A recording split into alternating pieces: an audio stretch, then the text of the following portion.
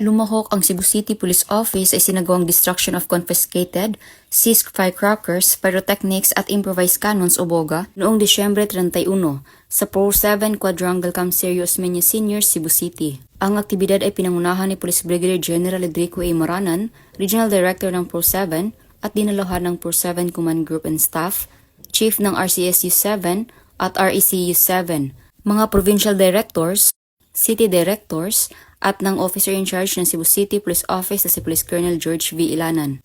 Ang mga nakumpiskang firecrackers at pyrotechnic items na sinira sa naturang seremonya ay nagmula sa iba't ibang city at provincial police offices, bunga na pinaigting na operasyon ng mga istasyon at unit ng pulisya laban sa iligal na pagbebenta ng mga pinagbabawal na paputok, improvised cannons, at pagbebenta ng firecrackers sa mga hindi itinalagang lugar.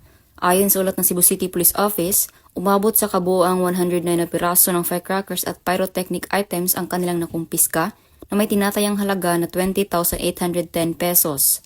Ang nasabing aktibidad ay muling nagpatibay sa matibay na paninindigan ng pamahalaan sa pagpapanatili ng kaligtasan ng publiko sa pamamagitan ng pagbawas sa mga panganib na dulot ng iligal na firecrackers, lalo na sa tuwing panahon ng Kapaskuhan. Ipinapakita rin ito ang patuloy na pagtutulungan ng mga law enforcement units at katuwang na ahensya ng pagsusulong ng isang ligtas, maayos at firecracker-free na selebrasyon para sa mamamayan. Mula dito sa Central Visayas, ako ang inyong Police News Network Correspondent, Patrolwoman Flora May Azares. Alagad ng batas, tagataguyod ng Balitang Pulis.